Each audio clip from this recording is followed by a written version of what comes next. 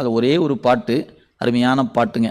மனமெனும் தோணி பற்றி மதியெனும் கோலை ஊன்றி சினம் எனும் சரக்கை ஏற்றி செறி கடல் ஓடும்போது மதனெனும் பாறை தாக்கி மறியும்போது அறிய ஒணாது உனை உணும் உணர்வை நல்காய் ஒற்றியூர் உடைய கோவே.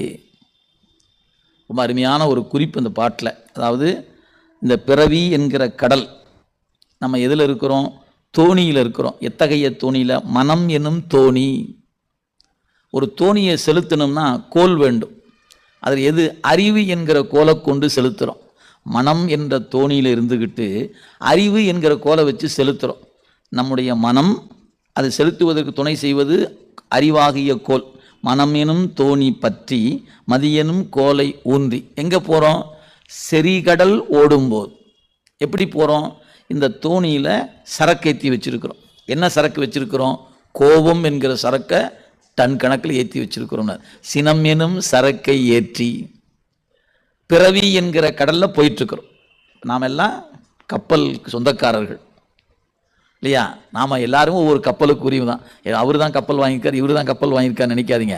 நாமளும் கப்பலுக்கு சொந்தக்காரர் தான் அப்படிங்கிறத. நீங்கள் வேற எங்கேயாவது போயிட்டு நான் பொறுப்பு இல்லைங்க, நான் கப்பலை தான் சொல்கிறேன். மனம் எனும் தோணி பற்றி மதியெனும் கோலை ஊன்றி சினம் எனும் சரக்கை ஏற்றி. அவங்கெல்லாம் வேற வேற சரக்கை ஏற்றிட்டு போவாங்க. நமக்கு என்ன இருக்குது? கோபம் என்கிற சரக்கை ஏற்றி சரி கடல் ஓடும்போது இந்த பயணம் எப்படியாவது கரையை போய் சேர்ந்துடும் அப்படின்னு நினச்சிக்கிட்டு போனால் அங்கே ஒரு மலை இருக்குது. எது? அந்த மலையில் போய் இந்த கப்பல் போய் என்ன போகுது? மோத போதான். சினம் எனும் சரக்கை ஏற்றி செறி கடல் ஓடும் போது மதனெனும் பாறை தாக்கி மறியும்.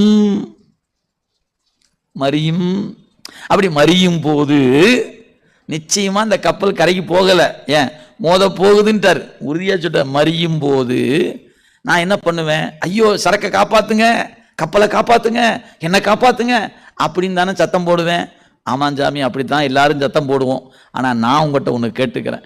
அப்படி போய் என்னுடைய கப்பல் பாறை மேலே மோதும் போது நான் ஏதாவது ஒன்றை சொல்லி அபயம் அல்லது நான் ஐயோ அப்படின்னா கூப்பிடக்கூடாது. பெருமானே, உன்னை கூப்பிட்றாருல எனக்கு கொடுன்னு கேட்குறாரு. மறியும் போது அறிய ஒண்ணாது உனை உணும் உணர்வை நல்காய்.